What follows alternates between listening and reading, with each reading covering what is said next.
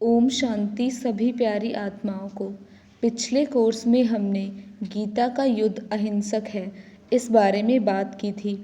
इस कोर्स में आइए जानते हैं कलयुगी सृष्टि रावण राज्य के बारे में। क्या रावण के 10 सिर थे? रावण किसका प्रतीक है?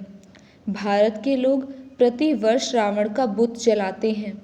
उनका काफ़ी विश्वास है कि एक 10 सिर वाला रावण श्रीलंका का राजा था। वह एक बहुत बड़ा राक्षस था और उसने श्री सीता का अपहरण किया था। वे यह भी मानते हैं कि रावण बहुत बड़ा विद्वान था, इसीलिए वे उसके हाथ में वेद शास्त्र इत्यादि दिखाते हैं।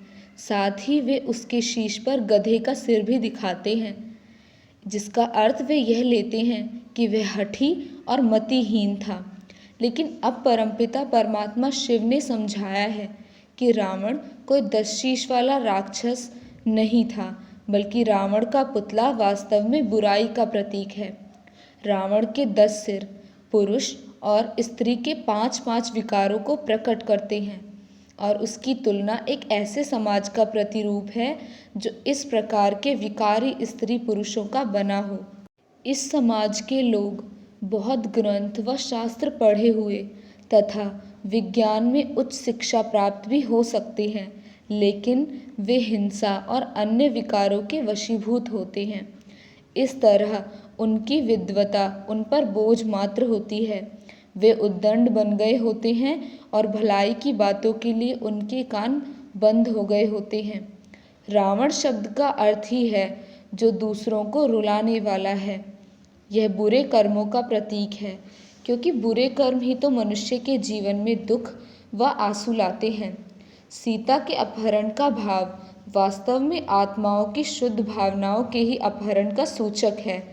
इसी प्रकार कुंभकर्ण आलस्य का तथा मेघनाद कटु वचनों का प्रतीक है और यह सारा संसार ही एक महाद्वीप है अथवा मनुष्य का मन ही लंका है।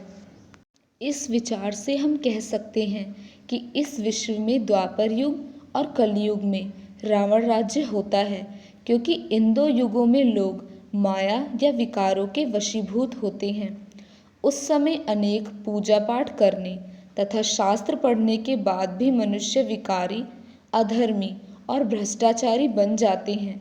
रोग, शोक, अशांति और दुख का बोलबाला होता है।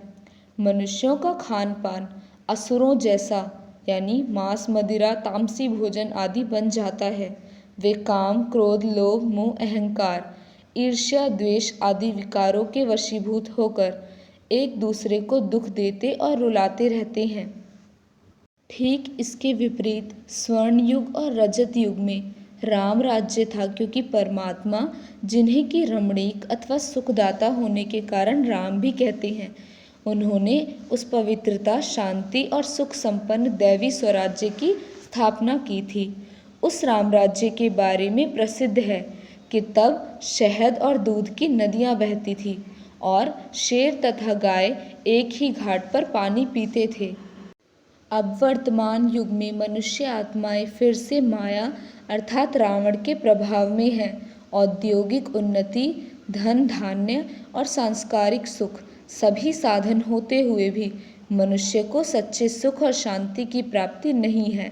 घर घर में कलह कलेश, लड़ाई झगड़ा और दुख अशांति है तथा भ्रष्टाचार, अधर्म और असत्यता का ही राज्य है। तभी इसे रावण राज्य कहा जाता है। अब परमात्मा शिव गीता में दिए अपने वचन के अनुसार सहज ज्ञान और राजयोग की शिक्षा दे रहे हैं और मनुष्य आत्माओं के मनोविकारों को खत्म करके उनमें दैवी गुण धारण करा रहे हैं।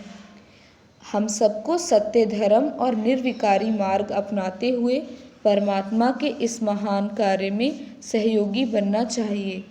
अतः अब हमें इस रावण राज्य पुरानी दुनिया से अपना बुद्धि योग निकालकर नई दुनिया की ओर लगाना चाहिए, जिसमें हमें परमात्मा की याद से इस रावण राज्य से निकलकर नई दुनिया में जाने का पुरुषार्थ करना चाहिए।